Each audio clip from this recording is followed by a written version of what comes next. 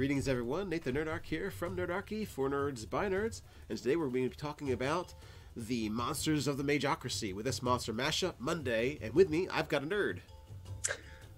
I'm Kienata, and Nate's going to explain his multicolored dog. It's not my multicolored dog.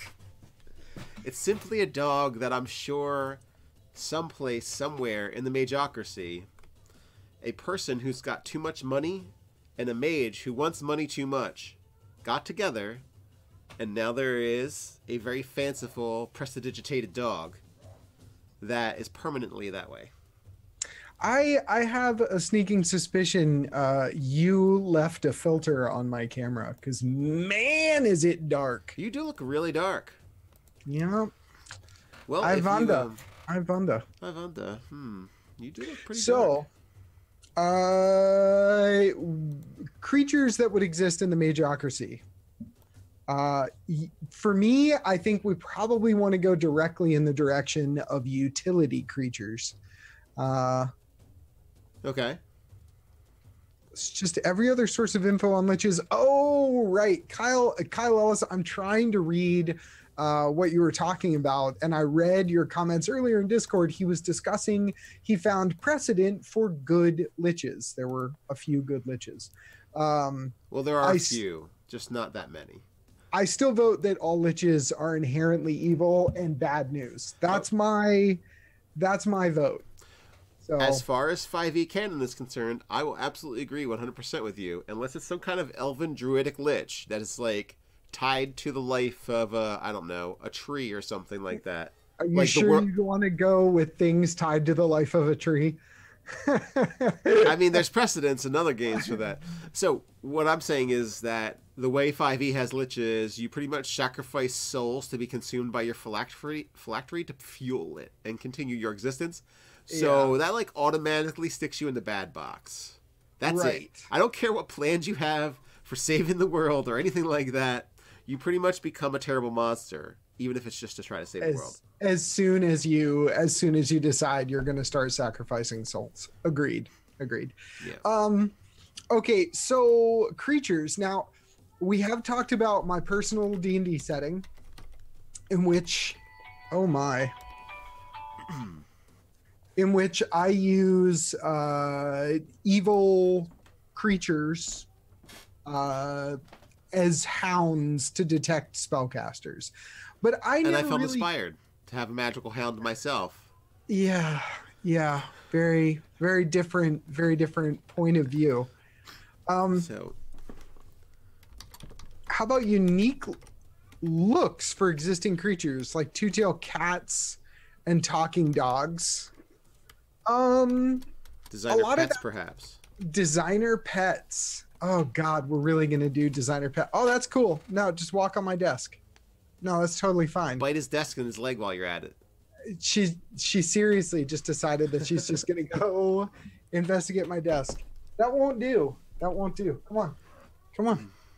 Here you go.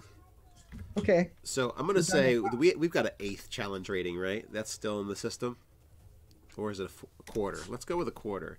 And what I'm gonna say is they're not 0 because some of them have a nasty bite. Designer, first of all, if you're going to go with designer pets, normal mundane creatures that have been somehow magically enhanced, I definitely think that we should include a list of small abilities that would go alongside a designer pet, like the pseudo dragon's tail. It has, the scorpion sting. Things like that, a venomous bite, a pseudo-dragon's poisonous tail, some form of nasty teeth, some form of super simplistic claw attack, something like that. I like that idea. And I would say it's quarter CR to start. Mm-hmm. They're monstrosities. There's no way of getting around it. They're no longer natural creatures. No, these things have been tinkered with to no end. Right. Pet intellect devours. I don't think you, Kyle, I don't think you remember how those work if you think you could have one as a pet. Would eat your brains while you're sleeping. That's the challenge. that could be a new challenge, in the Mageocracy, Intellect Devourer challenge. A Cardboard Fortress said, I feel like to say designer pet, you should be making a modular system to create pets from options. I feel like you're a game designer, which led you to that very natural conclusion, Cardboard Fortress. So are we saying that you could add and subtract different abilities from these things?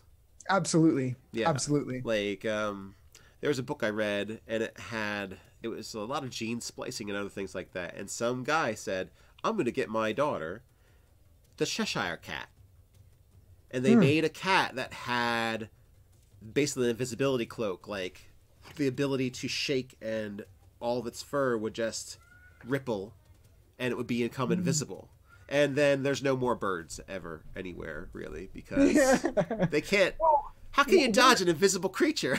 We're assuming these things are coming from this insane bazaar where there's this like crazy group of like alchemy guys, and they're all working together to make nutso designer pets. And maybe the way they make the most of their money is to make creatures specifically for assassination. That would like be like under the black market variety. Right. Under the table, nobody traces these creatures back to them. They have creatures created specifically for assassination. Yeah, so you know what? This would really be not in the monster section. This would be more like a template. Yeah. Agreed. Yeah. Agreed. So let's scrap this. And the game designer in me as well. Cardboard Fortress and I immediately went to... There's a war happening upstairs. Cardboard Fortress and I immediately went to we need a table with multitudinous choices. And I agree with the concept of time and money. I would like a designer house cat that has a venomous bite and scaly skin so it's tougher. That's 3 extra weeks and 10,000 extra gold, or whatever we want. The values are arbitrary right now. Yeah. It would also be like the best friend of every wizard. Yeah, like everyone's familiar in this place would be designer. Yeah, exactly. Harry Potter got an owl, and I got an owl with a basilisk stare or lightning breath, or and it would all be like the diminutive version of that ability. But kind of wish we had Zarift here. Yeah. Wasn't he the one who did Chimera variants? Chimera. Oh, yeah. Whatever. Yeah. I mean, that's really if somebody could grab the chimeric stuff from the nerdarchy.com site, that would be really handy as a thing. Let me see. Yeah, let's check that out. And then from there we can kind of figure out what we want to do. How about that? Okay, that sounds good. I like that. Ooh. I didn't even think about that when I was going on about the randomized chimera.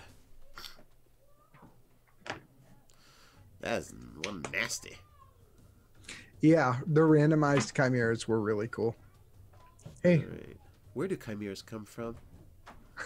Mommy, where do chimeras come from? All right, so in this case, they've got the different heads on it, and they've got a few other features for it, and they also have a spot for customizing it.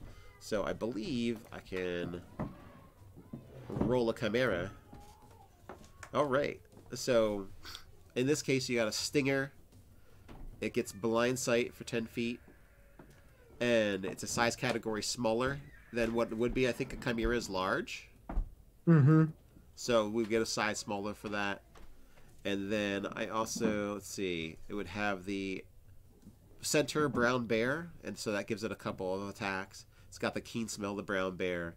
Now it's one size category larger. So that kind of makes it a bit beefier. And then we've got the raven on one side, which gives it a pecking attack. And also you've got the wings for the fly speed. Interesting. Yeah, and what's the... Scorpion. So it's got a scorpion left head and tail. That's got to look really weird. Yeah. I just can't imagine what a scorpion head would look like. Yeah, They just don't like have much poking out head. the side. They don't have much head to speak of. It's very No. incorporated into the rest of the body. I'd almost want to make that one the middle one. So this is a pretty neat feature. It's from Chart. They made it at Chartopia, and you can Mhm. also roll for like if you didn't like one of the heads, you could just roll again. Like this. That's pretty cool. It's pretty cool. I wonder if you can.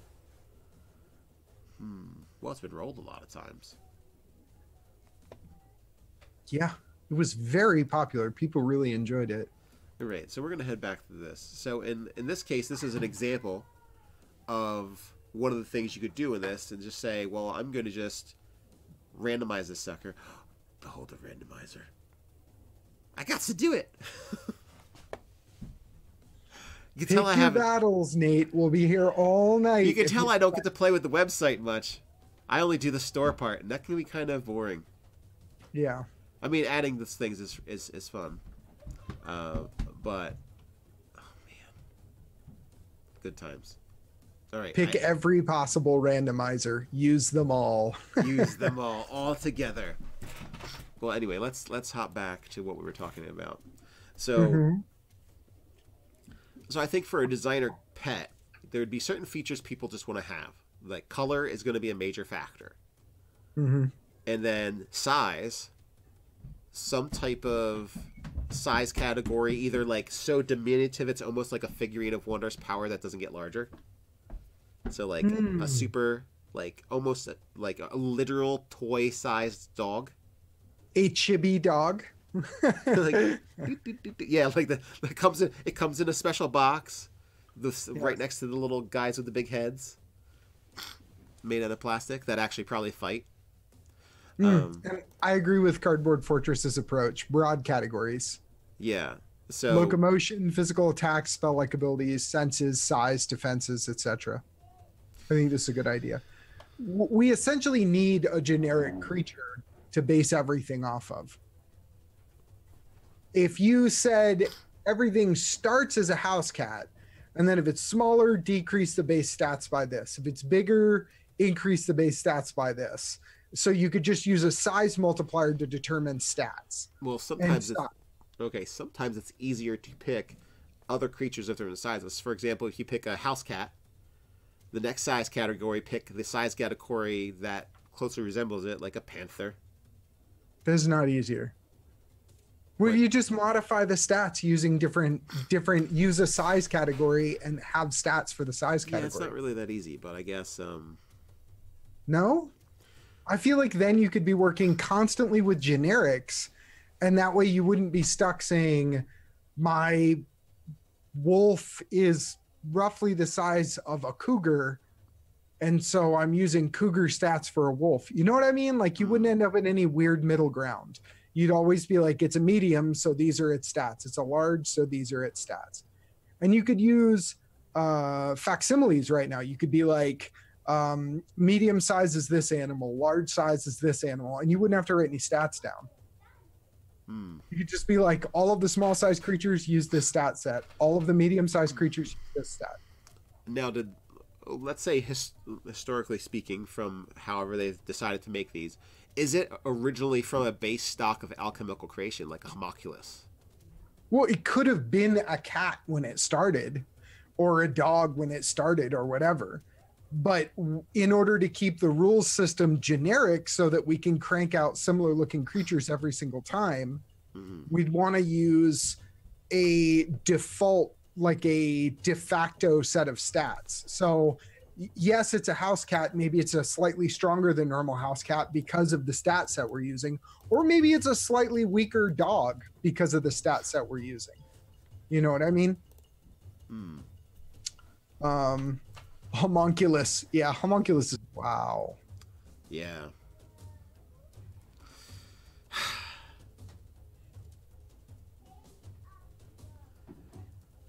I was cruising at 1,000, so It looks like we might be back up. I'm not sure we got Twitch back though. Oh, Restream, you're so undependable. yeah. Yeah, I think we got YouTube back, but we did not get. You're back on YouTube, but dead on Twitch. There we go. All right. Okay. Okay. As we were saying, all right, I do like the idea of having the like kind of standard blank animal, but I think it's got to be almost one that's kind of boring. Do you know what I mean? Yes. Not anything extraordinary. Just like a boring blah animal. Right. A generic stat set for each size class. We're taking away all of its attacks. We're giving it generic attributes. We're giving it a predetermined amount of hit points or a predetermined amount of hit dice. We're giving it a basic movement speed with the assumption that it's walking or running. You know what I mean? Mm-hmm. Send the necromancers to Twitch, please. All right. So as far as this, I guess my issue is I was prepared to do a little example. Mm-hmm. I was not prepared to do something that probably should take a lot of thought. We can do this really quickly. I make up rules for everything all the time. We can do it really quickly. Give me all the sizes. Give me one generic creature for each size. Okay. Well, we have tiny. Okay. That's probably going to be some kind of bird or something, or like a mouse. Okay, mouse is tiny. Yeah. So let's do tiny. Mouse uses the stats. We'll just add some notes right now. Just uses the stats and the movement speed. And that's it. We're not including attacks in this. Okay.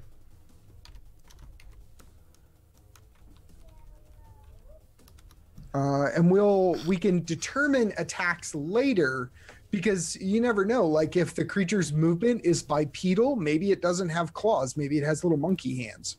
Who knows? I want to see, does a cat count as small or tiny? I thought a cat would be small. It looks like Kyle tiny. Ellis. It's tiny? Yeah. Ooh, okay. So let's just take a look at the beasts. And Get the we're going beast. to do it by size and get rid of cat. Stop it. Get rid of cat.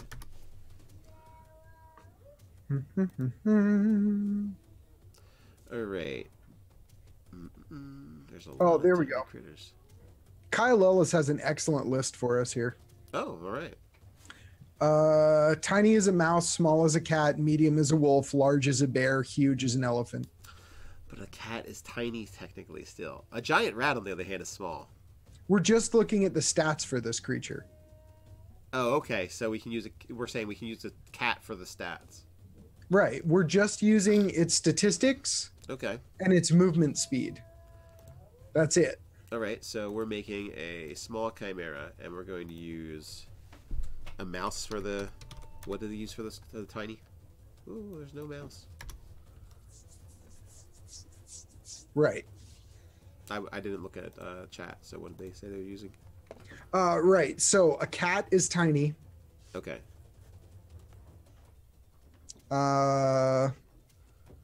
Small is wait.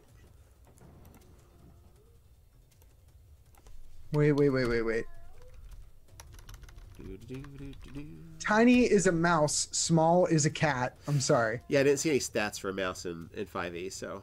Yeah, I assume it has basically no hit points and no attributes whatsoever. Nothing. It's like slightly better than familiar. It might have 2 hit points.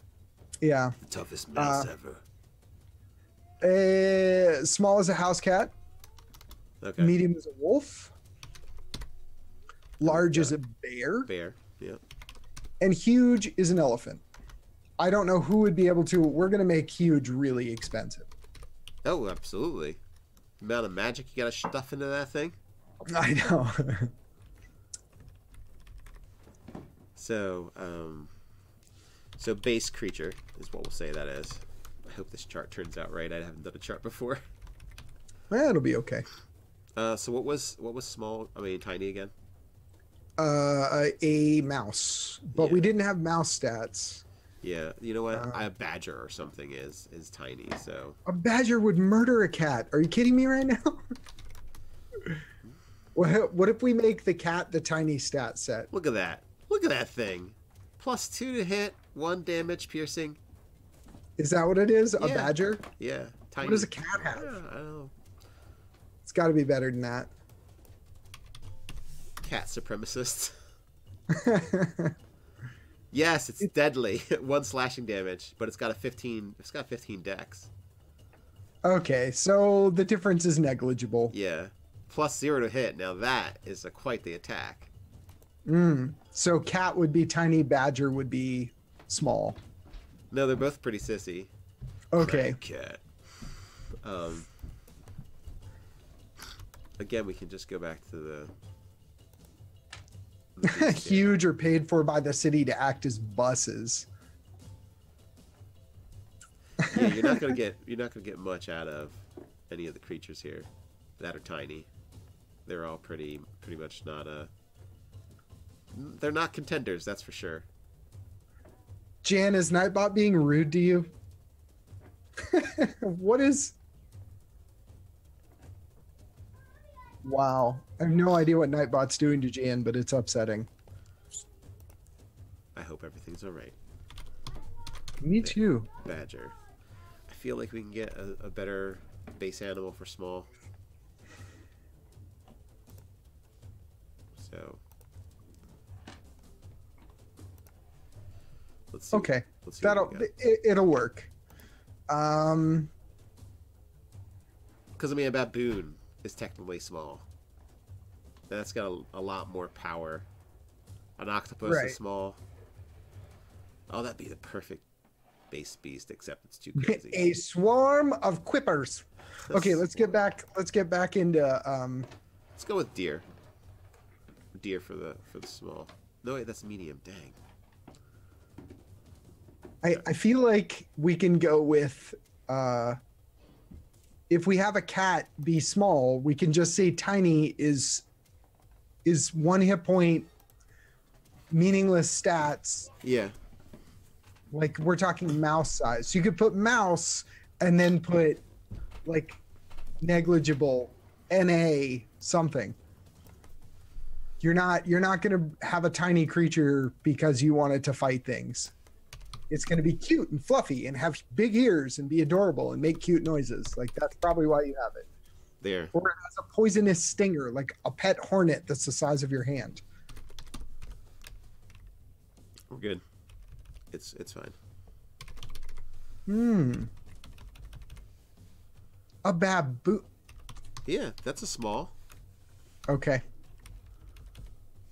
And the cat's tiny.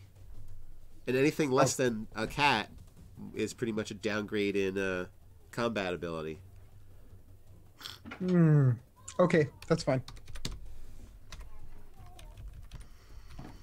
What? Jan, please tell me what's happening in Twitch chat. Terrible things.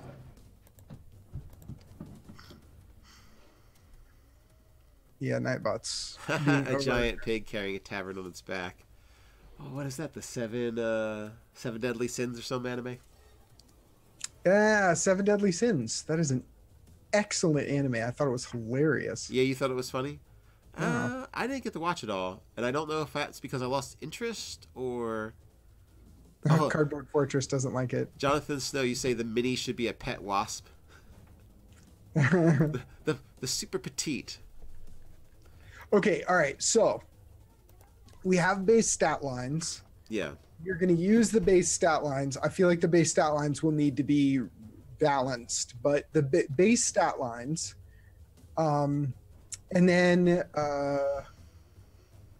I've lost faith in your anime picks. I watched it with my wife. We both laughed our heads off. We thought it was hilarious. So I don't know if it was meant to be funny, but it is a very funny anime. You were entertained. Okay, you were entertained by it. Right. You kind of have to accept when you're going into shows and stuff like that you know what you're getting into. When I went in to watch the first Captain America movie, I was like, this isn't my comic. This isn't my comic. This isn't my comic. I'm going to be okay with this. And I sat down and watched it and I was okay with it. But that's because I expected it to not be my comic book. If I had expected it to be my comic book, I would have been livid. So That's what this actually ends up looking like. Okay. Okay. So movement. Kinds of movement. We have walk run speeds, right? So we could get, they're going to use the base walk run speeds of their size class. So then we could add modifiers to that where we say, instead of a base walk run speed, this one has a super fast run speed. So that's medium with a run speed increase. You have a cheetah. You can have leap. And so you could do medium, leap, giant frog. Tiny, flight speed, bat. Small flight speed, eagle. Yeah, I don't think this chart's going to do that the correct way, how we're talking about. So we were going to say that you can augment it with movement. Yes, augment it with movement. Movement, hit points, any of the stats can be augmented. Attack types. Yeah, attack types. And we could make it there be a cost to simply have a basic attack. And let's say like a magical feature like invisibility, however many times a day, or all that kind of stuff is going to fall within the like ability to cast prestidigitation or something, or be prestidigitated. You know, like the rainbow dog. Somebody wants that rainbow dog. Exactly. Somebody, just you, wants that rainbow dog. No, not me, actually. I think it's extremely garish, but, you know. Okay, so physical appearance changes. So you could do some tiers of physical appearance. Natural, and then maybe make these very descriptive, like mutate, so you could have a feline with crocodile skin or something like that. Then you could do like colorful, and you could do something that's just like supernatural, like my cat's eyes glow, or you know, some crazy thing, crackling neon.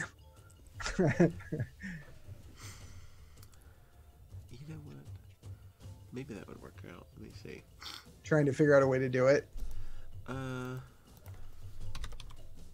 remembering Captain America and his beef with cursing. I have a beef with cursing too. You will never catch me using profanity. All right. I'm going into the super secret place here. A rainbow dog that looks like he ate the star in Mario. All right, so here we have, I've been working on chaos templates, and I brought this up once before, and this could be something that could be added.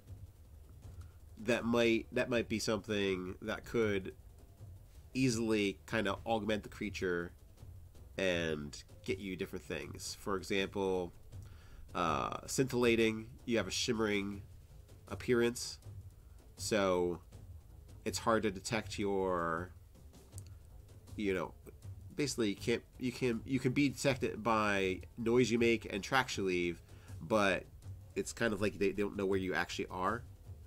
But in low light areas, you kind of have a shimmer to you, so it's actually easier to see you. And that can just be something that shimmers and sparkles and is magical. And then there's other things like oozing. So gain advantage on grapple or simple bindings. You have an acidic touch, but you're easily tracked because you like leave a slime trail. And like an outward sign for that would be like you sweat an oily gel that coats anything you touch. And maybe you have any color, transparent to opaque, as long as it also smells unappealing. And you know, devouring, they've got giant jaws, and then there's like vampiric and parasitic and all these other kind of things. So those are things I had worked on as a chaos template, but it just reminded me thinking of these diviner pets and all their different weird strangeness that you could add to them. Cardboard Fortress said he's taking notes on oozing. Don't forget the slippery when wet. So Okay. I guess my issue is I'm having trouble kind of blocking this off and being able to construct it without just simply taking a big piece of paper and scribbling all over it like different things. I have it all in my brain. Well, yeah, that's the thing. That's what I'm saying. Like, I can visually see what I should be having, but I'm not correctly able to interpret it for the forms I'm trying to fill out here. Because we've got, basically it's like we need to embed optional, well, like base creatures in the document, and then have those base creatures be changeable. So we need like drop down menus, and I don't know how to do that yet in this thing. I bet there's code for it. I'm just not familiar enough with it. Do you understand what I mean? Well, if we took notes on it, then we could flesh it out. What if we just make a normal document and take notes on the kinds of options we'd like to see? So what I'm going to do is I'm going to put our notes in the description. Okay. And then we can go back, and once I figure out how the heck to even use that particular, like that code that would be required to do it, that's something that can get done. But yeah, we essentially need a bullet pointed list. Or maybe, this is something to consider doing in Chartopia after we get like all of our lists gathered. Nonsense. World Anvil does everything. But does it do randomly rolled charts? So, there would be different things like appearance alteration. They might have some illusion about them. Basically, any physical characteristic, I'm going to say can be changed.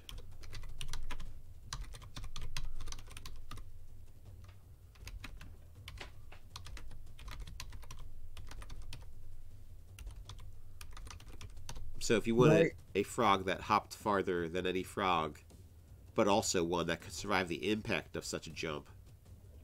Cardboard Fortress, would you include tusks and antlers both under the gore section? Because I would. I'm just curious. Because you don't want to include so many rules that it's impossible for someone to dig through the list and get the options they want. But I don't see any reason not to cover multiple things with the same rule set.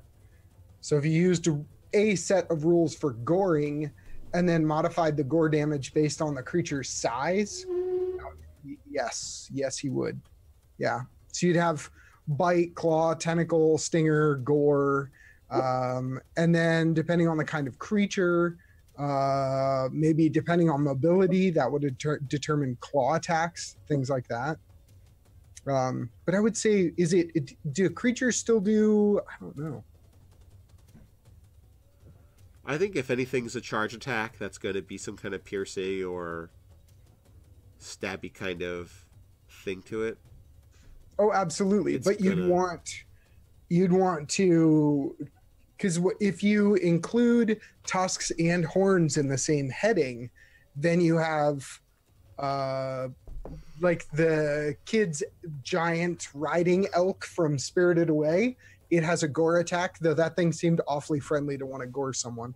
A rhinoceros, there's a gore attack. A boar, there's a gore attack. So those would all fit under the same heading. So you could write one set of rules and then include everything under that set of rules.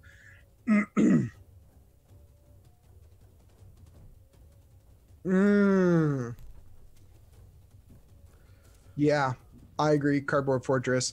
Cardboard Fortress said it was almost just covered by damage die, so it has a base damage die regardless of how it is achieved, then let you buy die increases. Special effects like reach might be an extra addition. Exactly. I mean, ultimately what we're doing with something like this is taking the creatures, boiling them down into their base mechanics, and saying, you can build your own monster. Yes. And have it follow you around. Yes, and I would also say that you're looking at this probably from a player character or a player who wants to have these creatures. Mm-hmm. And I've got to say, the people who can afford these creatures most likely aren't going to be. Most of them aren't using them for the purposes you're envisioning. Oh no! They're making flying cats. They're making lizards that can telepathically talk to them. I don't think it's safe to assume that someone wouldn't do something with a set of rules. As a designer, I can promise you they will always No, do. I'm simply saying that the the the background and cultural things that are informing my discussion on this for the specific part of the Mageocracy, yes, they're making terrible things, but a lot of what keeps the money flowing until people get military contracts are going to be the rainbow dogs. They're going to be military the contract. flying cats. They're going to be that other kind of stuff. So yes, these combat things are important because Military contracts. Yes. Oh yes. That would be You're just amazing. like, ding. Yeah, no, a million different crazy battlefield creatures came into my mind. Okay, all right. So maybe Yeah, like shield hulks or something. Just these big things that you hide behind and are movable. a pet weasel bard. Yeah, a singing bard pet. There you go. Little weasel that sings a soprano or something for you. Okay, all right. So what do you want to do with this?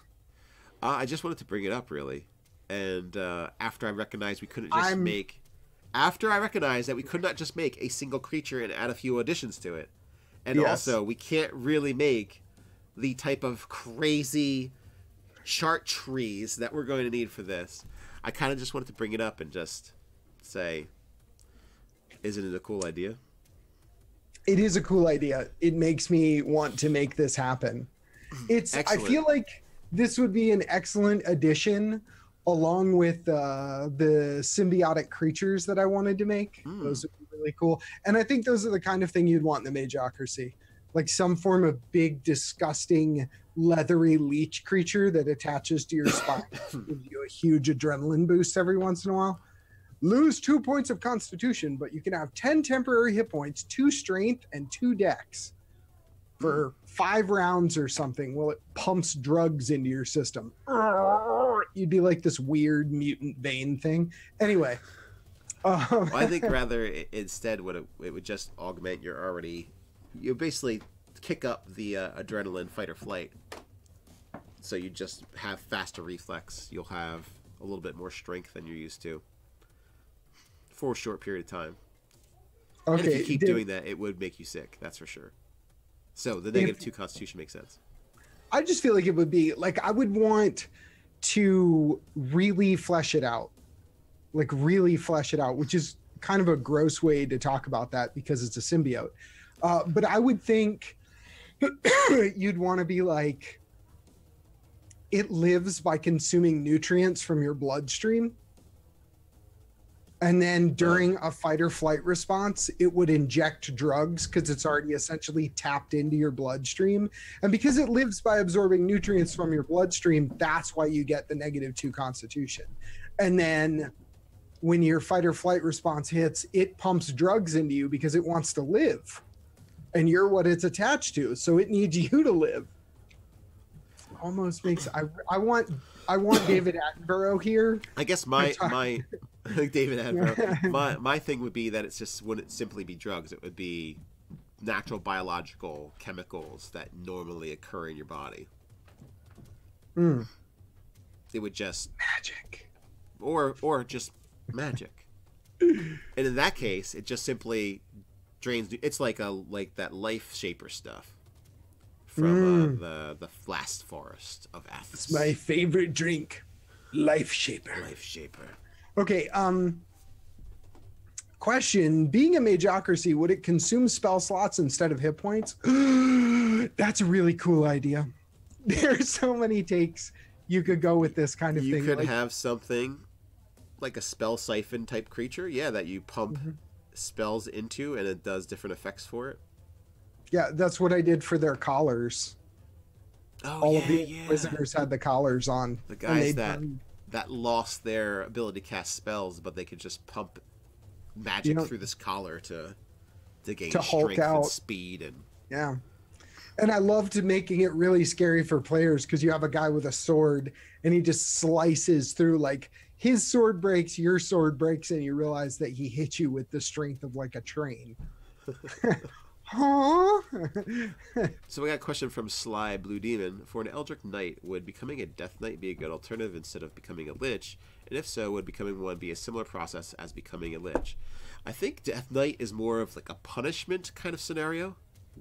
But I bet somebody's willing to punish you if you want to go out and try and become one on purpose. I'm sure, especially if you had a, like if you were Eldritch Knight and you were aligned with good peoples or good deities or whatever. Yeah, I bet one of them would be like, yeah, let's slap this guy with some kind of eternal torment based on what he's done. So that's like, I don't know if you could just go around and say, I want to become a Death Knight without kind of earning it. Do you know what I mean? Mm-hmm. But yeah, I would think that would be more thematic than becoming a Lich. For the Win said, I'm suddenly thinking of Bioborgs from the Rifts RPG World Book Atlantis, where they use parasists and symbiotes to make something like cyborgs instead of robotics. And that is literally the exact direction I went in with the D&D-esque implants. So, yeah. And I have used a hodgepodge syntaxia. Would you then be able to drain, be able or required to drain spells from others to keep it from killing you? For the Inquisitors, they drained their own spells. But certainly in that kind of world setting, a Mageocracy world setting, the idea of draining spell slots from someone is brilliant. This was something we touched on last night with world building for the Mageocracy, which was how do you control a wizard? With spellstalkers. With spellstalkers. But there has to be, what's your way of keeping a mage in check? If he's going to be taken to a court of his peers, what's the way?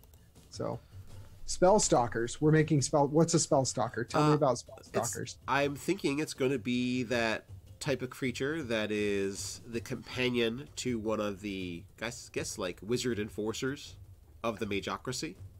That's going to be able to sniff out magic, kind of sense and detect things, that kind of stuff. Whatever, I'm just calling it spellstalker for right now, but whatever that thing that you envisioned, like the magic hound sniffing things, but I feel like it would be creepier if it was more like a thin, distorted werewolf kind of being. Okay. But it was more at home on all fours, even though it was kind of that bipedal looking. Yeah. You can give it bird legs. That makes it really easy to have it on all fours. 4 bird legs? No. 2 bird legs, 2 human arms. Ooh. Like just the recurve leg. You know what I'm talking about? Okay, I see what you mean. Where the knee goes the wrong way. Well, I guess the ankle is extended. So you have like the dog leg. You know what I'm talking about. You know what I'm talking about. Yeah. Eberron has a suite of parasite aberration items from the Plane of Madness. That's very similar to the kind of thing I was talking about, Cardboard Fortress. Very similar. And there are old D&D rules floating around on the internet for other versions of parasite-like creatures that you can attach to yourself and get superpowers from, which I love the idea of. I've also really always loved the idea of repurposing either spell slots, hit points, or stats, and saying give up some of one of these things in order to achieve some other level of power. That's always fun for me. It's a system. Why not use it? Well, it's similarly to when we weren't using our hit dice that much because just the way style we played. So we're like developed that from hit dice to heroics for a different like homebrew way of using your hit dice for something. And that was, hey, the system's already there. It's used for one thing, and it's a resource you gain access to. So why the heck not? And I felt like hit dice were like your reserve strength. So if you really taxed yourself heavily doing something, that's like a direction it could go, is just consuming your hit dice to do something taxing. Hodgepodge Syntaxia brought up an interesting idea, and I have several arguments about that. You could just scrap the courts and make it so that strong mages control the weak through power alone. That only works in really, really limited circumstances and usually gives ways to rebellion. You have a good mage that isn't going to be controlled. A bunch of non-mages are friends with the good mage because he or she is just a good person. And so you end up with these rebellion scenarios. Whereas if you control them through a court of laws, you end up with much lower likelihood of getting an open rebellion. If the court of laws appears to be just, you're probably okay. But then in order to enforce law, you have to have a way of controlling the people you're trying to put judgment on.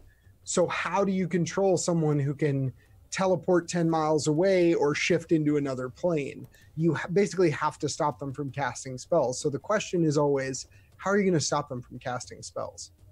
And there's more solutions than I could name off in the rest of the time we have on the stream. Like there's clamps, rings, necklaces, sashes, bubbles, area effect, concentrating mages, ritual spells, so many things you could do.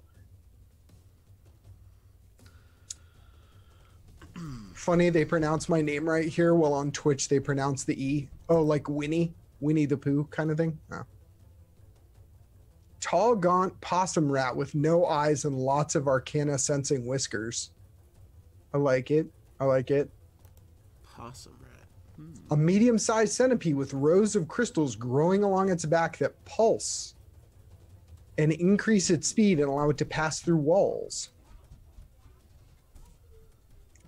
Symbiote parasite type creature that attaches to a divine caster or some kind until they draw enough divine energy to give a divine rank of sorts. Interesting. It would work if the top mages were exponentially more powerful, I would think.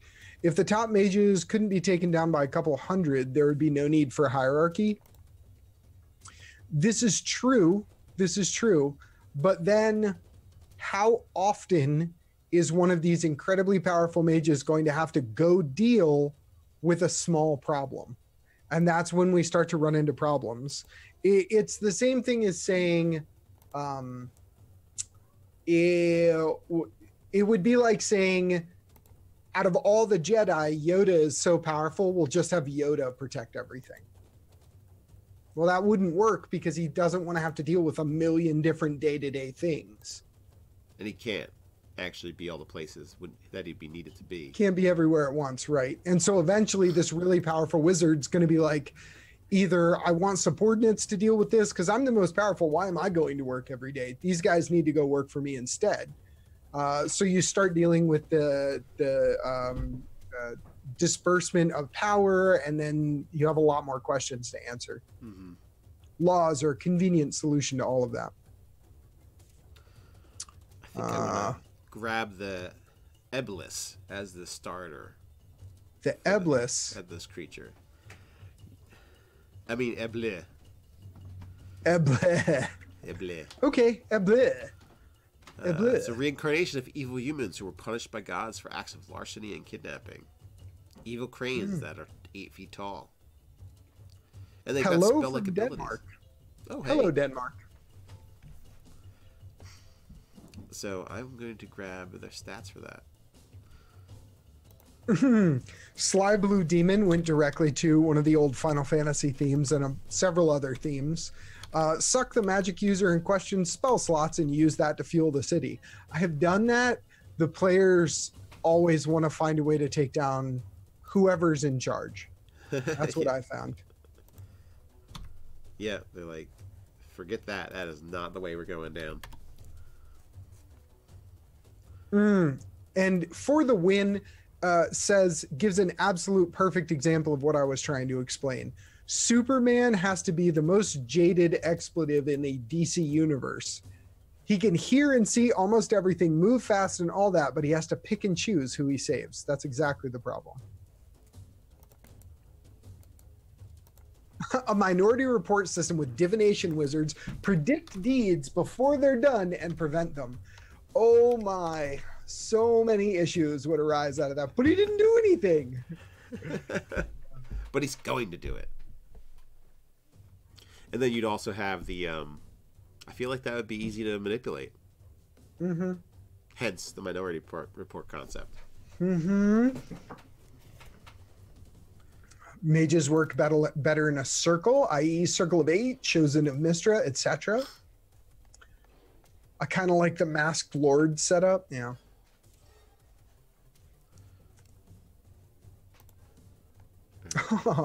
Mages pay spell slots as taxes. That could be rough. It's hard enough to get people to pay money as taxes. Can you imagine if you had to pay spell slots? Like once a week, you've got to like charge someone's got to keep the lights on. Yeah, exactly. All mages, I can imagine these long lines of magic users that have never actually cast a spell in their whole life.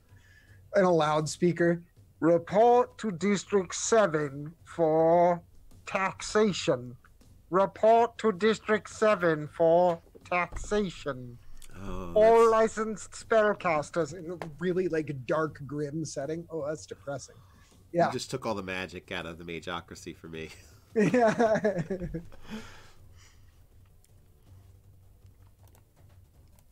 So I'm going to say that these things have some kind of innate spell ability. Mm-hmm.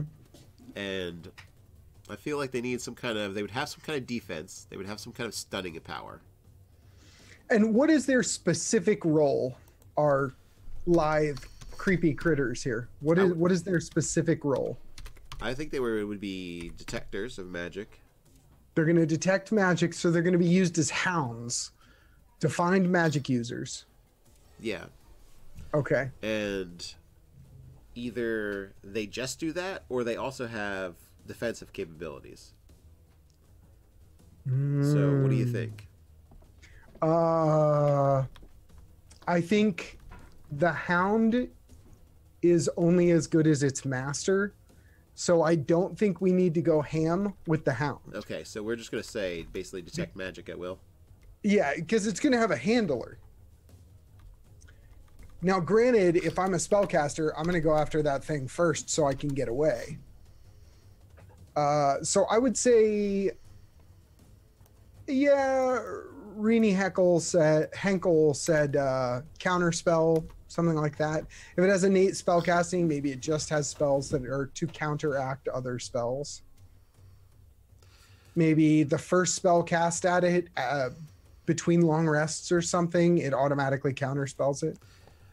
You know what? There's that flail snail. Flail snail. I like flail snails. Yeah, I like flail snails too. And they have an interesting ability that bounces spells off. So if we gave them this ability, so basically, anti-magic shell. Get it? They're shelled. That is, Aaron Parks brings up a really good point. The creature would need a way to communicate with its master. And if you're creating some form of twisted abomination to hunt spellcasters, I'm guessing you'd want a telepathic link with it.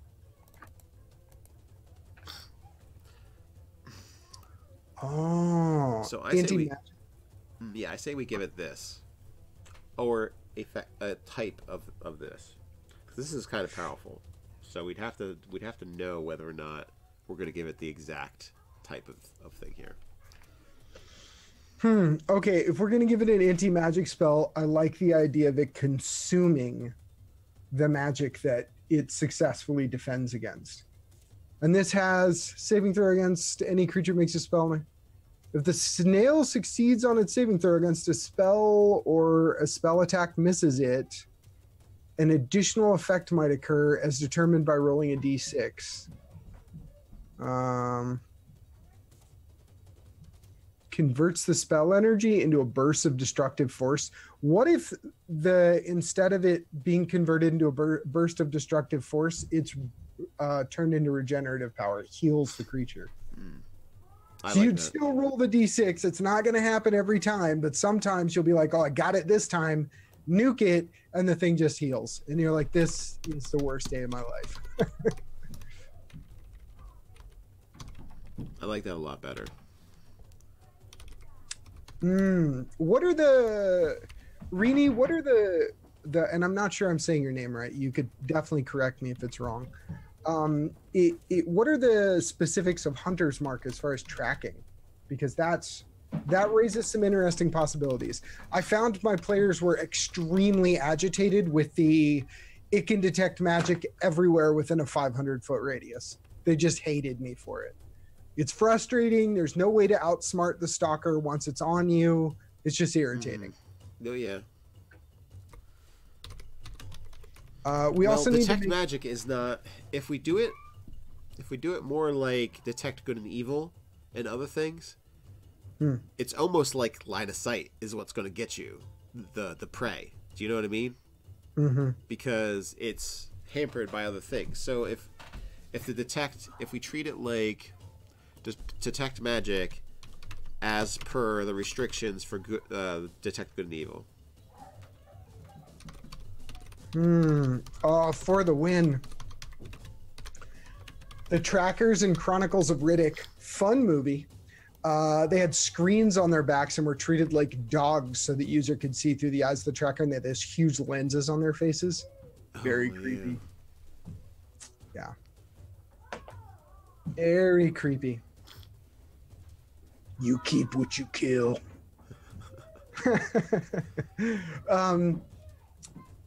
So as far as the shell that's going to be on this thing, we probably want to change that to a bubble so that if you're the handler and you're tracking with your dog, you could be in the bubble and protected from magic because of the bubble.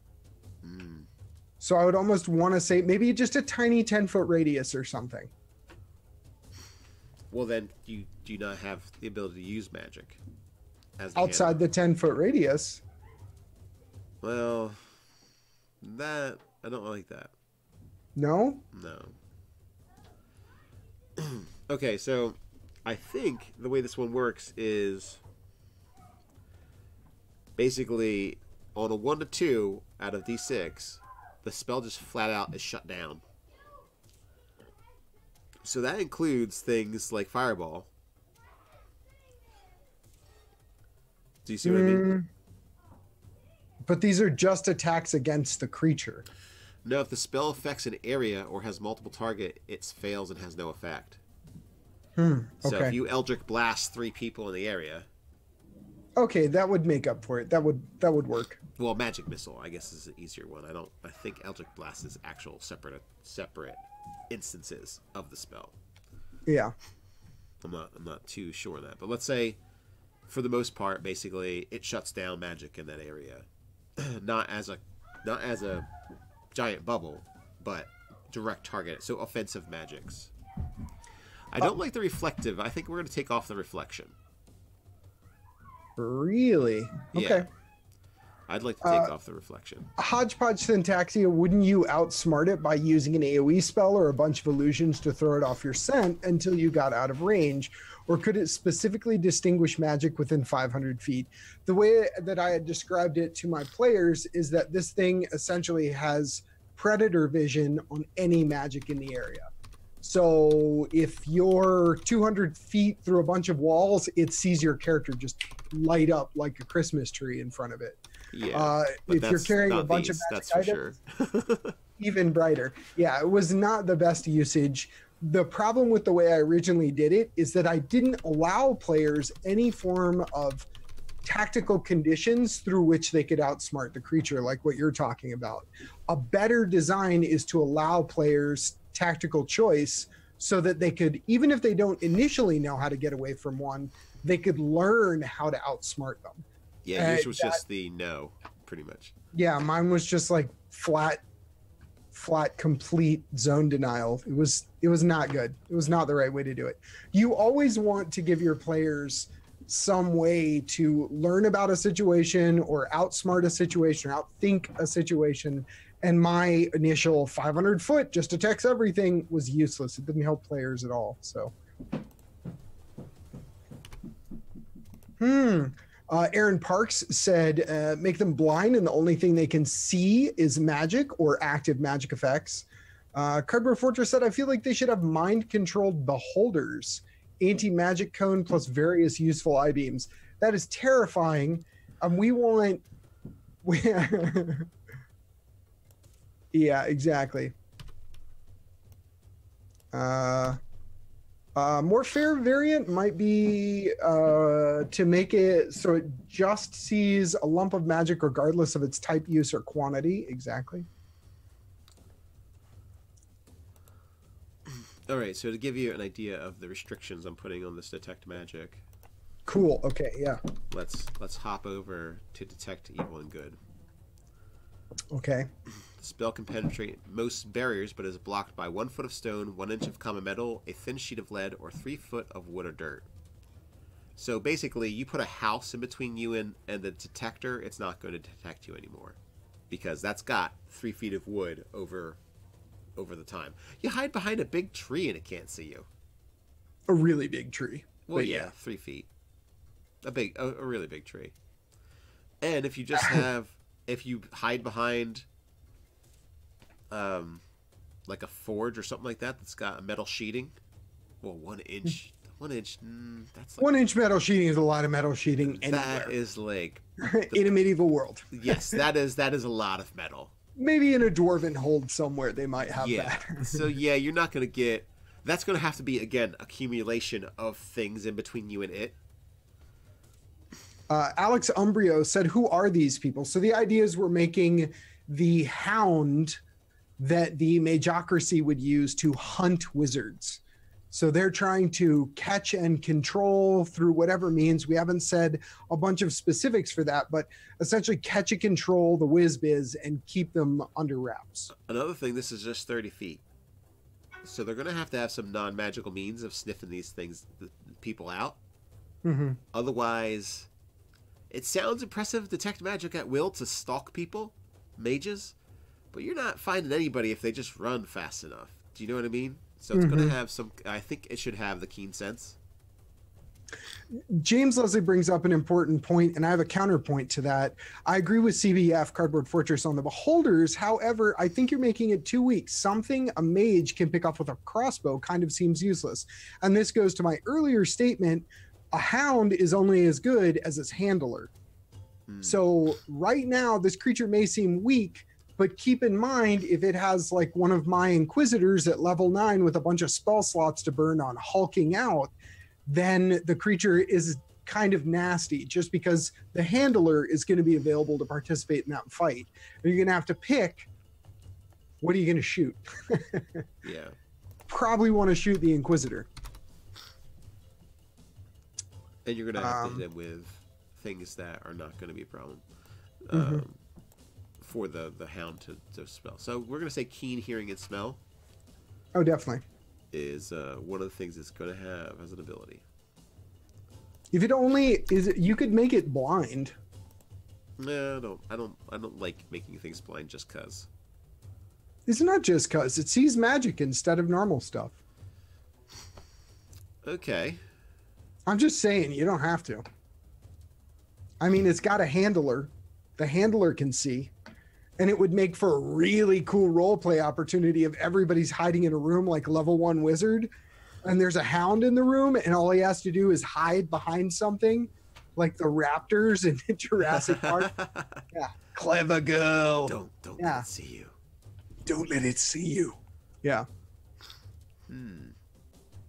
Sniffing out certain spell components. That's an interesting idea, but if you look at the spell components, that poor thing could get so lost so easily. Beeswax, sulfur, Be like, just out in the woods. So, candle maker, how you doing today? Yeah, exactly. Got anything going on behind there besides tallow candles? I know you meant more specific spell components than that, but yeah, that could be a tough sell. Yeah, I mean, Backwanu, who's got that? Unless you're around a cave, you found yourself a fireball caster. James Leslie has a counterpoint. Counter. Where it's a flurry of blows. True, but to counter, a bow and crossbow has a 300-foot range while detect magic is 60 feet. To balance out, you would want to extend the detect magic range to give the handler a chance. I think that the handler is probably going to be pretty gross. And who's to say the handler doesn't have a crossbow or some other thing? Like, Well, I we're think not stopping we're them from being able to cast spells either. You've got your own idea of basically arcane juicers. yeah, And but this I just think it would be like competent, like one of those guys, blood hunters or whatever. What are they called? right. I You can do the witch hunter. Maybe you pull out a That's crossbow what and they have that's what I'm pistols. thinking. Like the type of witch hunter kind of. Festooned in pistols, they just take out their flintlock, and you're like, I don't know what that is, but I'm gonna run. The blood hunters. These guys. Rakshasas have limited magic immunity. Oh yeah, they've got really nasty magic immunity. Eh? What were we saying was about giving these guys it? I just saying. I haven't slapped hit points on these things yet. You can't give limited magic immunity like a Rakshasas to an NPC like that. Well, I mean, if you gave it to a creature and you just said, yeah, if you want to throw it on a. What if it's immune to cantrips and first level spells? That's really powerful, actually, as a lower. Here's the catch. This is the catch I had with players. If I said that the NPCs were specially trained Inquisitors, I've essentially told them there's a character class called Inquisitor that uses a specific piece of equipment to Hulk out all the time. My players immediately want to know when they can be one. If we give Rakshasa magic immunity to essentially a player class, players are going to go, well, we want to play in an evil campaign. We all want to be your Inquisitors. Great, guys. Yes, great. So that's why instead Iron Hill turnips. You make the beast that they can't play. Yes. Have the special abilities. Exactly.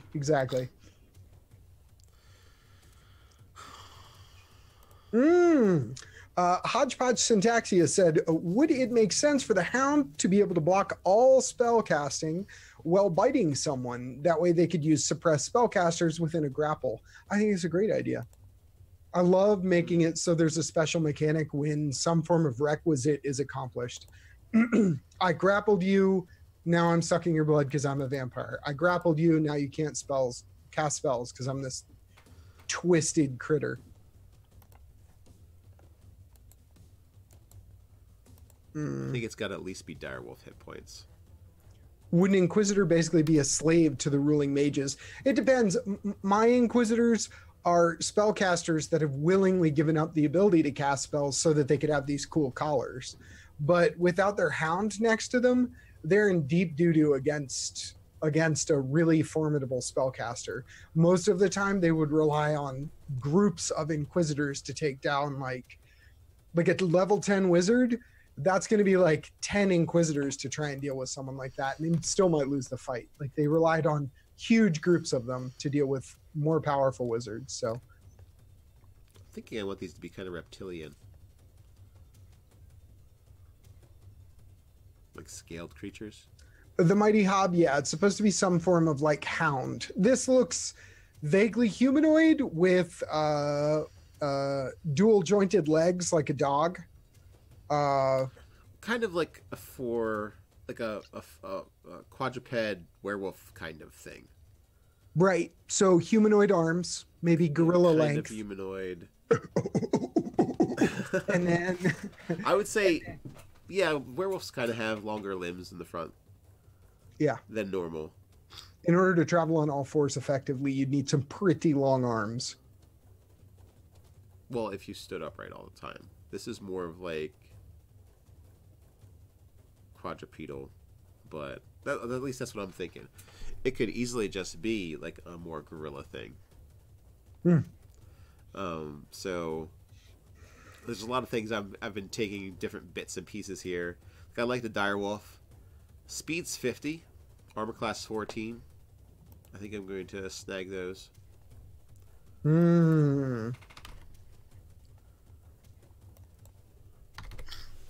And I took the hit points for the direwolf as well, and some of the stats. and I took the keen senses as well. So this is like a monster mash between a flail snail and a direwolf. But it's all about the story you tell, really. Yeah, that's true. Sounds very much like Dark Sun. Well, the Dark Sun spellcasters could, or Inquisitors could cast spells. They were a very different breed. Yeah, the Templars could actually cast spells. Okay, do you think we should use the Animagic Shell as a reaction? Or something that's just on it all the time? Reaction would give you a bit of strategy to use against them. On it all the time. Okay. All the time. No way. No way. That thing's only defense against being nuked has to be on all the time. If it has to think about it, there's so many of those that are going to be dead. All right, well, I'm turning it into anti-magic scales. Wolf and Snail. Wolf and Snails. It's James Leslie. Wolf and Snail. Oh, nice. I don't know. I still like in Spellstalker unless someone's got a better name for it.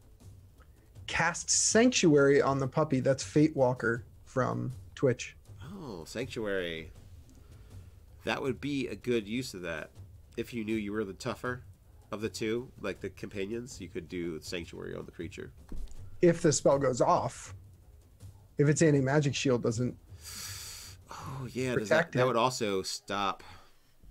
Because we were talking, you can't purposely fail. You can willingly accept a spell, but there's a mechanic in the spell for willingly accepting a spell. Basically, say a willing creature is what it requires. And I think Sanctuary is a self spell anyway, so I don't think you can cast it on other things. But a Sanctuary effect would be pretty cool. But I don't want to load these guys down. They're supposed to be kind of like, though highly specialized designer creatures, they're kind of like streamlined because they've got a lot of these things. This is like the standard. This is like the rescue dog. Everybody, if you're going up a mountain, you take this for whatever purpose. If you're going, like that kind of mentality. If you're going to go hunt wizards or go investigate something, it's like the canine unit. So there's a good amount of these around. Because they're replicatable, bred now from their initial creation, and there's like a stock that they can draw from. They'd have a couple at the front gate of the city. They'd have, man, that'd be unnerving. Rolling up to the front gate of the city and they have this creepy thing like, what is that? Oh yeah. Excuse me. And that could be something. Maybe there's an interesting way to break their detect magic for a little bit. Almost like, what is it? Against dogs, there are certain things that if they smell it, it's hard for them to get to smell again for a bit. Oh, you yeah. know what I mean? So maybe for me, it's coffee. Yeah. It's all I can smell for a while if I smell coffee. Yeah, so maybe, you throw some garlic oil on you. and they can't handle it or something, or some kind of like magic herb. And you're just like, oh no, I just use patchouli. I don't know what you're talking about. I'm not a wizard. Rini Henkel, Mana Hound. I really like Mana Hound. That's nice. Good ring to it. And because I played Secret of Mana religiously when I was younger. That's what I'm thinking.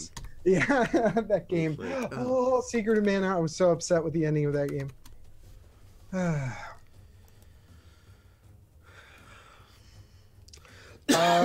So Sly Blue Demon said, how about a magic marking that acts as your magic license that shocks you if you use unauthorized magic? If you are brought before a court, the marking on your body will have all magic restricted. So there are issues that we talked about yesterday with branding or marking people because it is an easy replicatable process.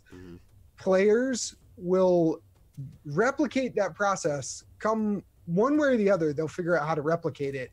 And then you will have to deal with the fact that every single magic user that goes against the players is going to get branded, either at the onset of battle by some form of special piece of equipment that they've fashioned to quickly brand people.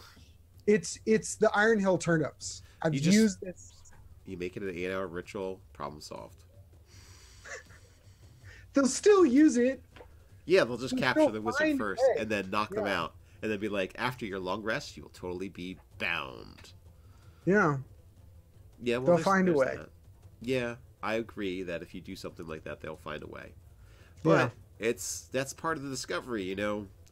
This group of adventurers tries to figure it out, and they do. Well, next time you play in the Mageocracy, those people aren't around. They didn't exist. You don't have to, like... It doesn't have to be a continually updating world. Do you know what I mean? I like to player-proof stuff, man. We're doing that in Off-Ganya. I've got to player-proof it. Then you get your super uber 500 feet detect magic laser beam eyes. You don't want... Well, it's all about designing so that the players have a way around a problem, but don't have a way to take advantage of the problem. Well, that's part of the fun of sticking it to the opposition is you get around or solve the issue, and then you use the own means that they've got for screwing you to screw them. That's very rewarding feeling, I have to say, doing that kind of stuff. Sorceress Sniffer. I think we're literally going to go with Mana Hound. I've got Mana Hounds, Spellstalkers, Sorceress Sniffer. Sorceress Sniffers. I'm sure people have nicknames for them. Oh, I always include extra names when I do creatures and people, because everybody has a nickname, even if they've never heard it. You know, there's somebody somewhere who thinks of you as a different name than what you actually are. Either legally or what you say to people about it. CH Wheel said a brand that prevents magic is abusable, but a brand that keeps a record of all spells cast for the last 30 days is not too bad. Agreed. Or they could be banned spells. There could be spells you're just not allowed to cast. If you do cast them, you like your insignia that you had to get when you registered as a wizard lights up.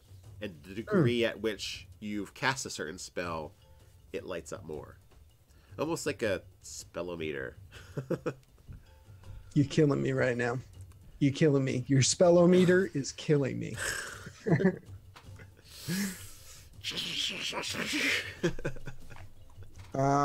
still alive.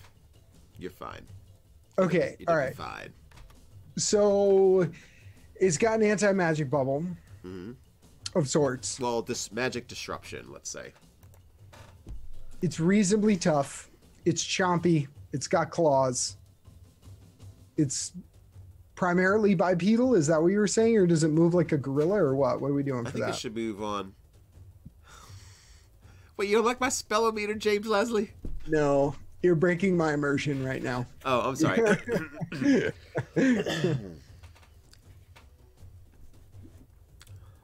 I don't have anything better that's going to unbreak your immersion. Does Contagion count as a forbidden spell? It's always an issue with level 9 clerics or druids. Yeah. Yeah, I bet there'd be a list of things. And some of them might be simply things that are going to take advantage of people. So it could be something as simple as charm magic. Charm magic might actually be banned, like in its entirety. And just all offensive magic. And then, yeah, offensive magic in general. And so charm magic, though not offensive, would be on the list of things you're not allowed to be messing with as a registered wizard. That creates issues, though, because first, there's all the spells that are in the book. Mm-hmm. What do you do if somebody says, well, I want to make a new spell? Okay, well, I say, sure, run it by me. And don't just try and make a charm spell that's not in the enchantment skill. You know what I mean? It's Magic Missile that doesn't automatically hit. It's literally weaker than Magic Missile, but now it's not on the list of spells I'm not allowed to cast. Well, then there would be like kind of groupings of spells. So there could be simply things that offensive magic, not the spell Magic Missile, but offensive magic. It would have to be. There's so many conversations, semantic conversations. You just say, heck, if it deals damage to somebody, your bar will go. If I think it's offensive, it's banned. People do not like stuff like that. Well, they don't want to be like banned. It's not like you can't cast it. It's that you will, if you're a registered wizard, you'll have a little glow happening. That's all. Your spell on your spellometer. Yeah.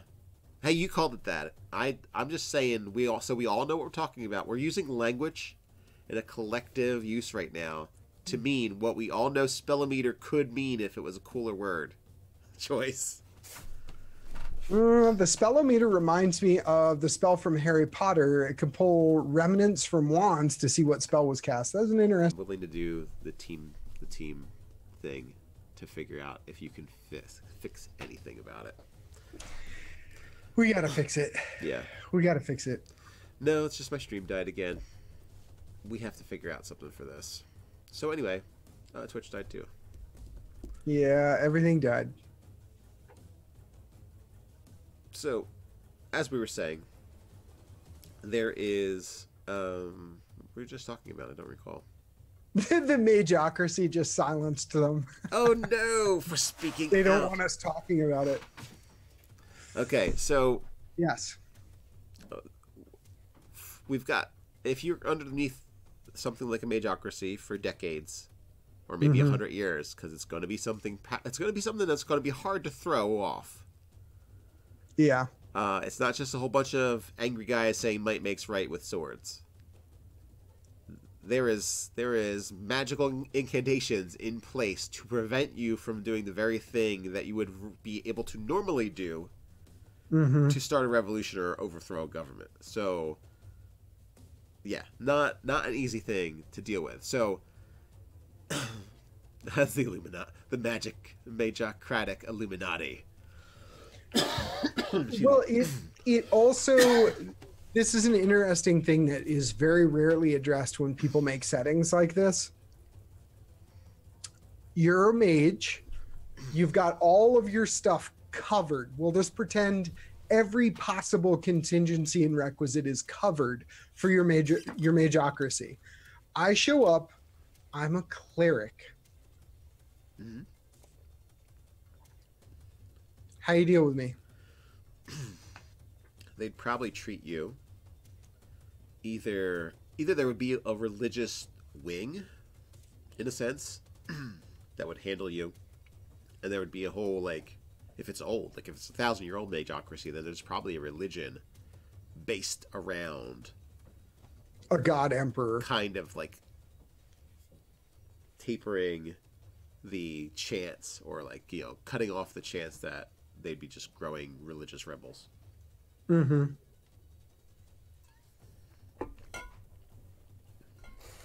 Mageocracy cast blackout. Well, for me, this is one of the many reasons why I took all magic and went, it's all one thing. Here, enjoy. Well, it's pretty much all one thing in 5e as far as the rules are concerned. It's just, you know, what you get out of it, what you have access to. That's all. That's the only difference, really. A grumpy panda said, one would assume a Mageocracy would have a divine magic department, expecting the clergy to keep their followers in line. Interesting idea. That's an interesting take. I'm interested in what other people's solutions would be. The only clerics approved in the Mageocracy are arcane clerics. Only gods of magic are worshipped. You wouldn't hodgepodge syntaxia there. You wouldn't have any way. What if you just have some tribal chieftain that, you know, is technically a cleric of their tribal god, and they show up, you know? Well, then there's also the God Emperor, who probably has ruled over the world, this section of the world, for a while. Which would contribute to Aaron Park's comment, which is, I can see a Mageocracy being at war with theocracy. The idea that the Mageocracy doesn't like any other religions because you're supposed to be worshiping their God Emperor. He's a heretic. Have him killed. Yeah, exactly. Yeah, and what about warlocks and sorcerers? Are they treated differently too?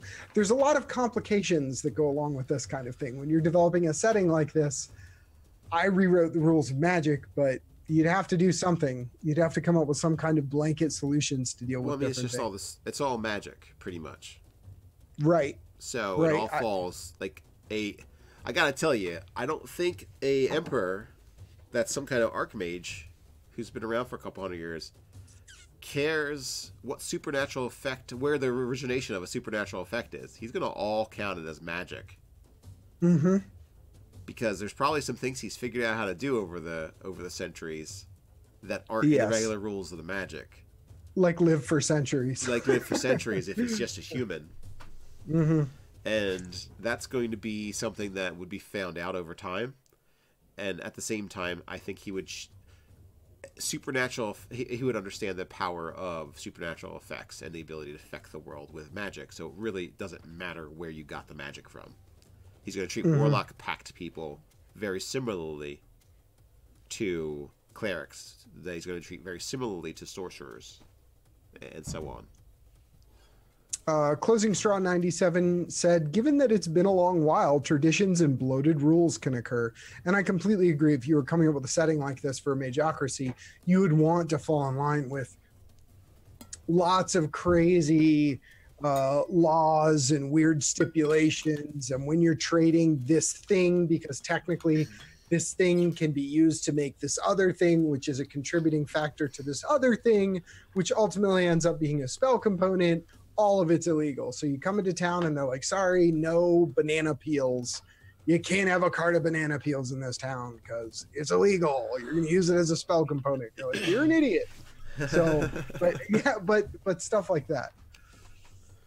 Yeah. Magic is magic. We're all going to jail. Mm-hmm. That's the way it's going to happen. Yeah. Well, I mean, as long as you follow the rules, then everything's fine. Mm-hmm. Exactly. Okay, all right. We made one Mageocracy creature. That's all we accomplished. Wow.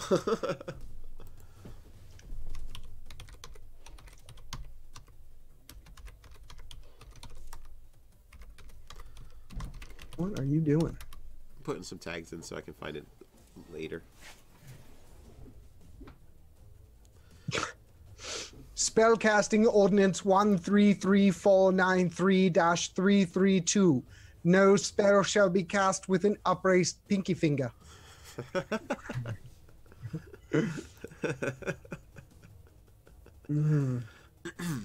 Excuse me. Okay. Well, we have one.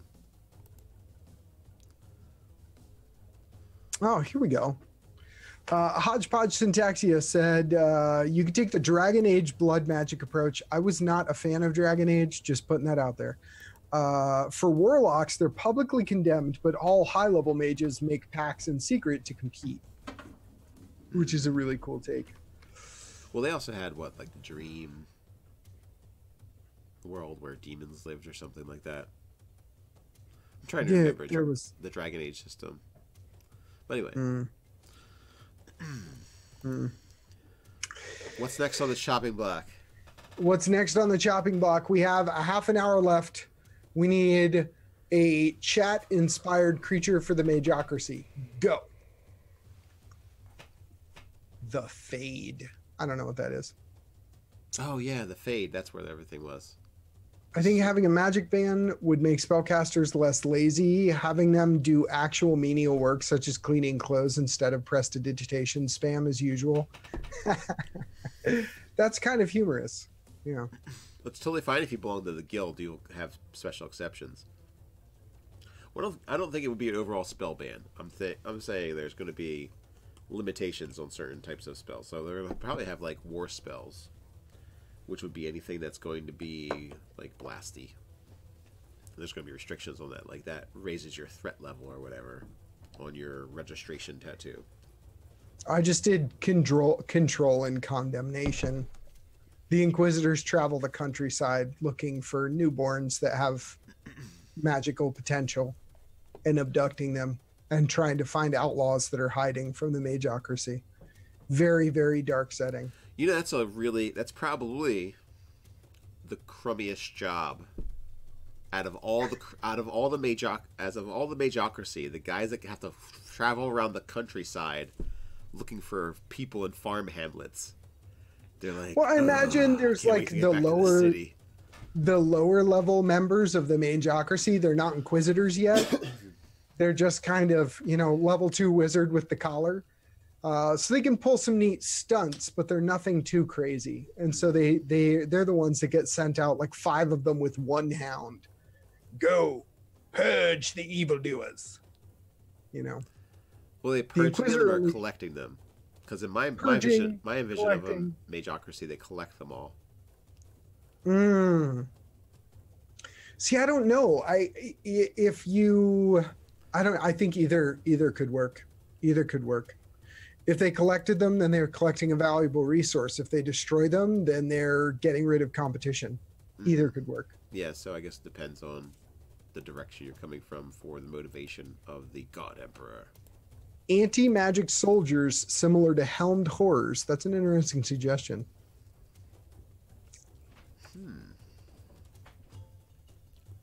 Crows with one eye. A network of avian familiars that are just used to spy on police and the populace and spy on and police the populace. Crows with one eye.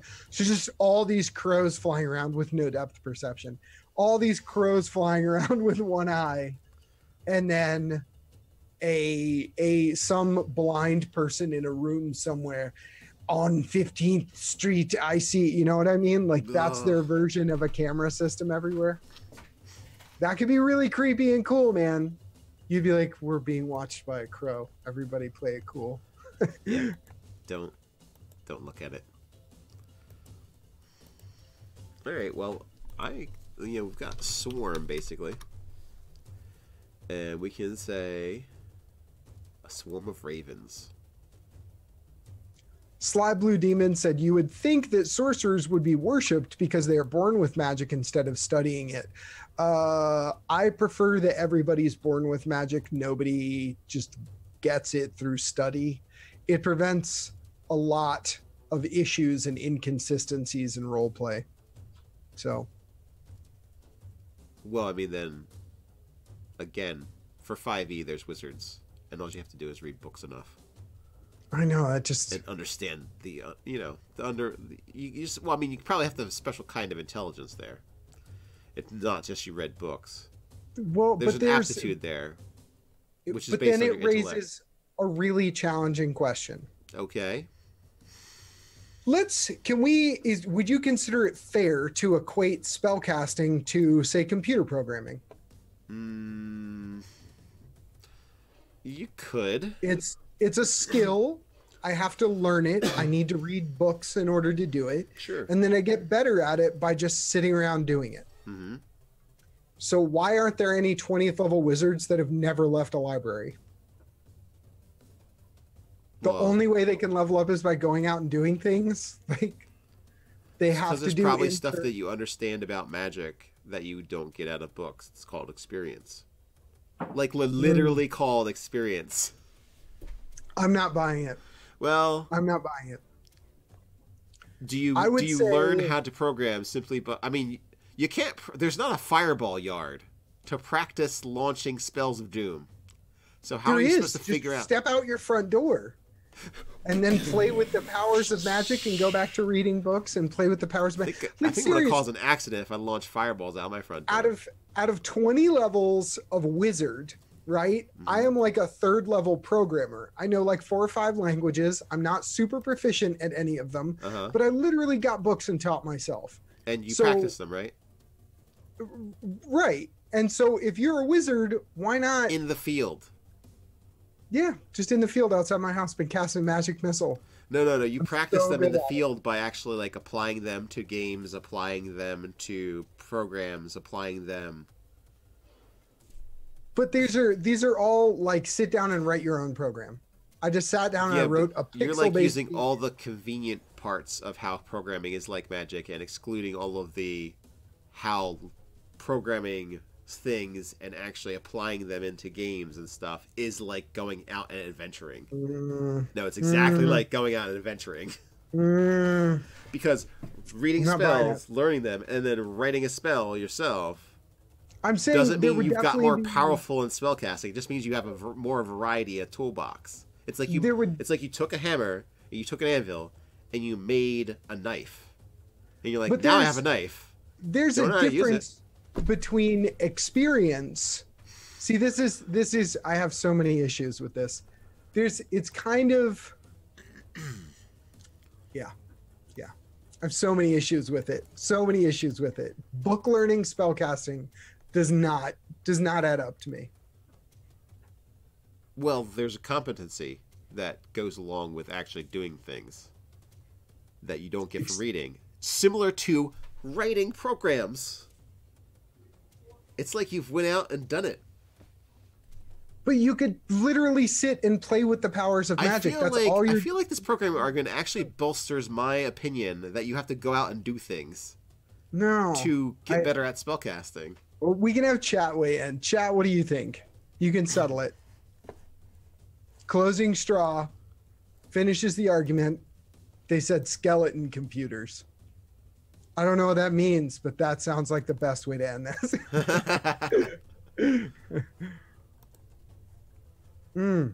Giant computers made of skeletons. With all due respect, I feel this is just a personal preference thing. Well, it is. It is. Don't ever think myself or Nate want you to think that we're giving you the right way to do something. We're giving our personal preference way to do something. And if you want to assume that Kienata's way is the wrong way, that's okay. It's totally okay. That is a legit opinion, 100% legit opinion. It's just personal preference, though. Definitely. Oh, absolutely. It's my way of imagining the world in a role-playing game versus Nate's way of imagining. Absolutely. Yeah. And there are people agree with you. Ray Claw Icefire said Nate is right. Thank you.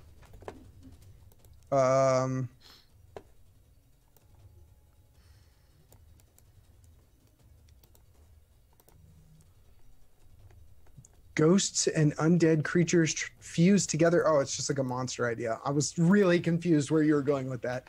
Ghosts and undead creatures fused together to become a giant intelligence. Oh, I see what you mean. I don't know why, but that made me think of 13 Ghosts. And how they're making like some kind of weird, basically a computer out of... It's kind of like a weird thing like that. It's like trained musicians versus self-taught. Both can play music, but there is a difference in knowledge. Yeah. The Whiz-Biz Sorcerer seems like, and I think this is going towards the difference between wizards and sorcerers, book learned versus inherent magical ability. The Wizard Sorcerer issue seems rather like differences between naturally athletic people and those that work hard at it.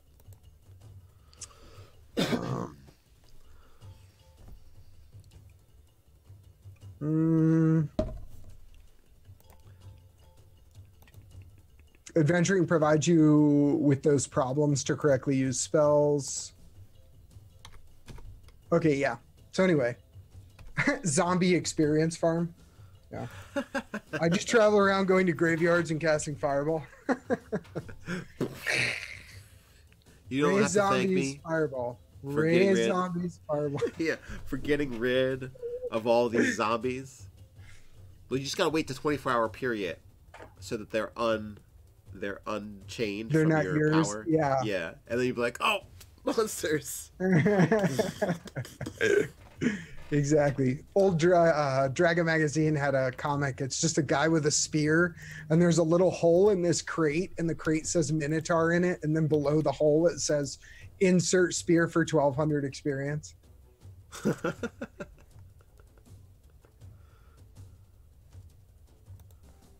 Huh. You might like this, Nate. How about sentient seeds that can be put into spells to make the effect think for itself? A pseudo-intelligent illusion, or a fireball that's sassy. Like a seeking fireball or something? I feel like blowing up. Come on, fireball. Come on, just explode. Not doing it. Not doing it. Not doing it. All right, I like the seed idea. I really like that.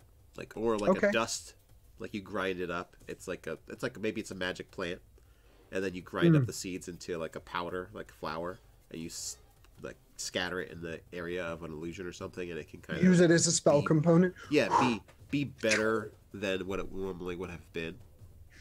Okay. So with the swarm of ravens, I'm thinking about just adding like a scrying power on it. A scrying power? Yeah, so I'm thinking about just grabbing.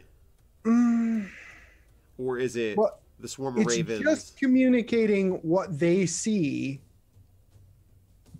to their master. And their master has the ability to essentially interpret multiple camera signals. If that makes any sense. That came out really weird. But it essentially the ability to be like, I can see 80 things at once, and that's totally okay.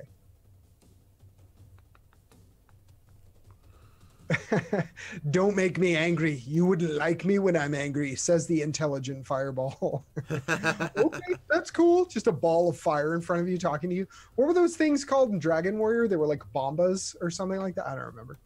It was like Dragon Warrior. Oh, yeah, 3. Yeah. The little... Yeah. Doot.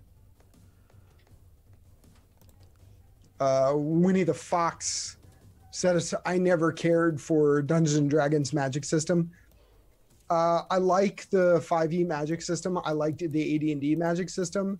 But I have this horrible propensity for wanting to make my own version of things. So every time I see something, I'm like, ooh, but I'd have done it this way. And so I just rewrite everything.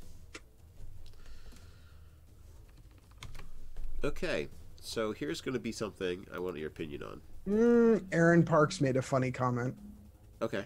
Swarm of ravens needs a death attack. It's a murder after all. Because it would be a murder of crows. Yeah. Nice. Anyway, go ahead. All right. What if there are a swarm of ravens that you can use an attunement slot to attune to them, and then you mentally receive visual information from the eyes? So, but you'd only be able to attune to like 3 at once or something? Yeah, but I mean, that's like your job. You're a watcher. What happens during the attunement? Do you have to gouge your eyes out? Because I love that idea. No. That's what the attunement slot... Okay, how about this? You can choose to gouge out an eye to not have to attune to it and be attuned to it permanently. How's that work out for you? What happens if it dies? Is there some kind of dire repercussions if it dies? I want to be able to have a character like maybe the person attuned to the crows is actually stalking you in the streets and you kill a crow and hear them yell in the background like, oh! I don't know. I just want to... Second edition familiars here? Is that what we're going back to? Yeah! Second edition familiars were horrid. No. Your familiar died. You're almost dead now. Yeah, now you're almost dead. Unless you're a fighter mage, you're almost dead. I used a swarm of ravens not too long ago. They had a blinding attack. Peck those eyes. I think it's important whether we make a distinction between are they crows or are they ravens. Ravens are really big. Crows, not so much. Crows are pretty big. But a raven is much bigger than a crow. Well, they could be tiny ravens or big crows, whichever we want to... Crows are big. Crows are big, but a raven, I mean, if you saw the 2 birds next to each other, you'd be like, holy cow. I had no idea. That thing is huge. It's like a crow is a chicken if it's a big crow. A raven is approaching, like it's bigger than a hawk. A hawk and a crow are similar sized. Yeah, okay. Rayclaw Icefire said ravens are big. Evil hummingbirds. Oh, they're so pretty. They only have 1 eye. Go ahead. Okay. How about this? You attune to them. You can attune to any amount of these swarms, but you can only receive images from 1 at a time. That kind of like takes I liked your limitation of attunement. Okay. But the reason I like your limitation of attunement is because that keeps us away from player abuse. Okay. Somebody gonna want a crow, dude. Somebody's gonna want a swarm of crows. Right. So I feel like your limitation was a strong choice. Okay. Yeah, that's a good point.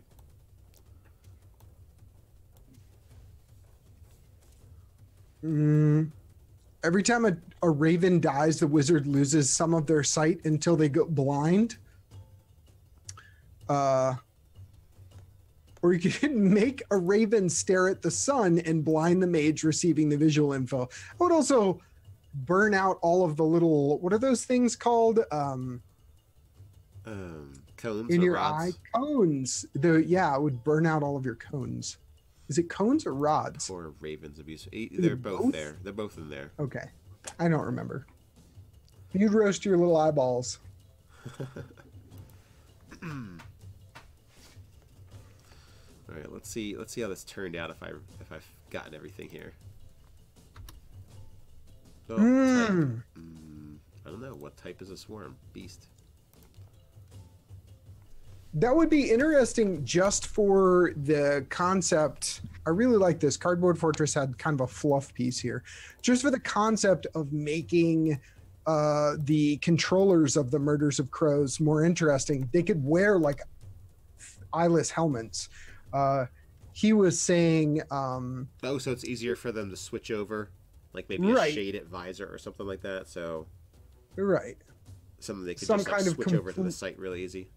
A closed face helmet so that they don't get distracted by what their eyes are seeing.